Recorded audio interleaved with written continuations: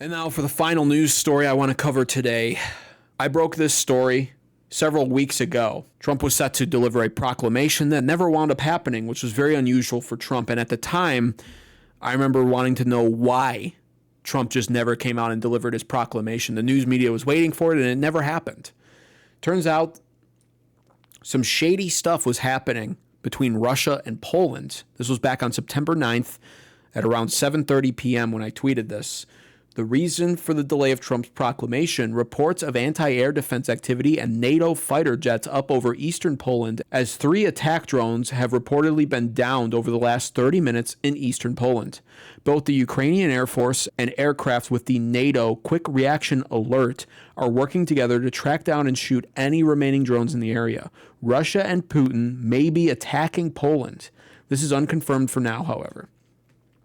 And we'd go on without Russia actually attacking Poland, but this was an interesting scenario here. I remember thinking, this is not good. It doesn't seem correct, and I was hoping for the best case scenario, which was still not good at the time, of Vladimir Putin looking to attack Ukraine and accidentally 3 drones wandering into Polish airspace.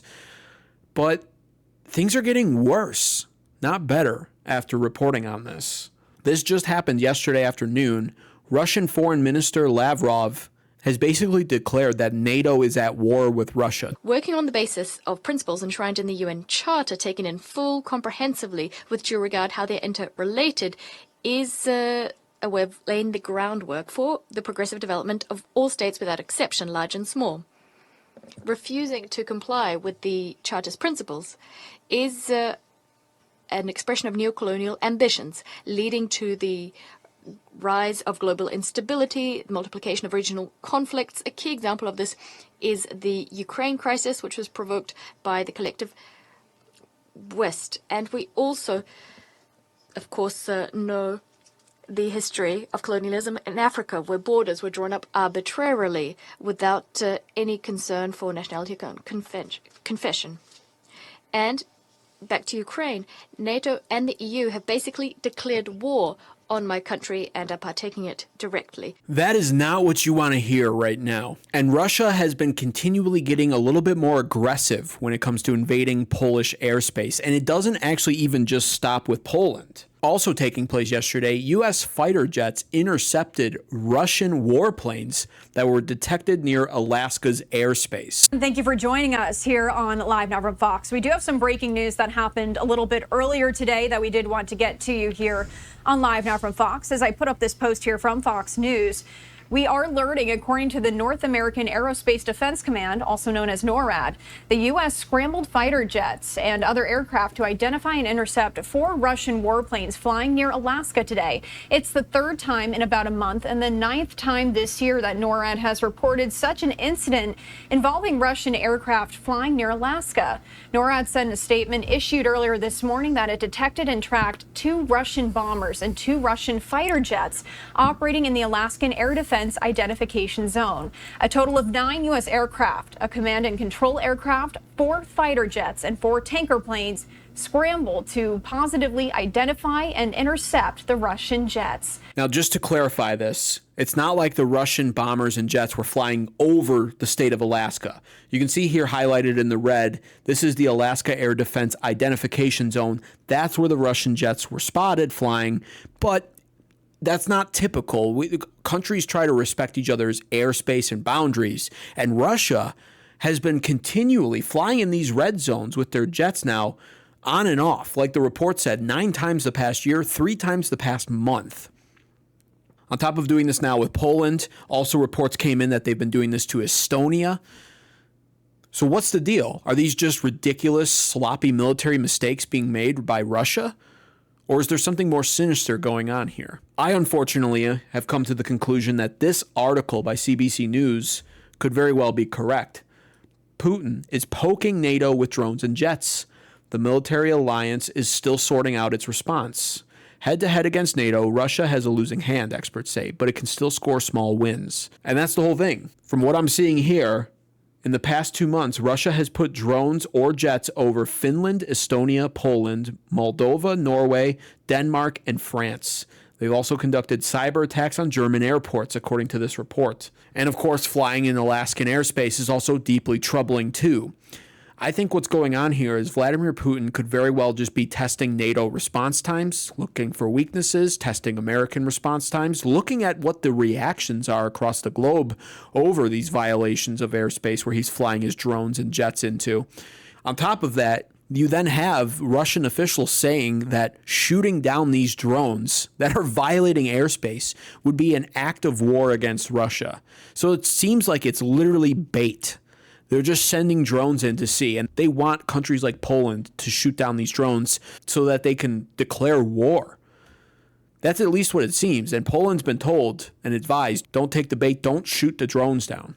But these circumstances happening now also kind of shed some new light onto President Donald Trump's seemingly abrupt switch when it comes to how he describes the Ukraine-Russia war, what he has said most recently about Ukraine, and apparently even his thoughts and opinions on the war in general. This was very recently. It upset a lot of conservatives when he said this. But he said in this Truth Social post, highlighted in red, Ukraine, with the support of the European Union, is in a position to fight and win all of Ukraine back in its original form. With time, patience, and the financial support of Europe, and in particular NATO, the original borders from where this war started is very much an option. Why not? Russia has been fighting aimlessly for 3.5 years, a war that should not have taken a real military power less than a week to win. Also highlighted in the red at the bottom there, he goes on to state, Ukraine would be able to take back their country in its original form, and who knows, maybe even go further than that. Putin and Russia are the big economic trouble. And this is the time for Ukraine to act. In any event, I wish both countries well.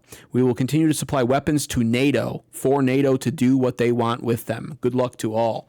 And yes, that's another key element here. We are, at the very least, making money off of this. We're not spending any money on the war. The war is being funded by NATO.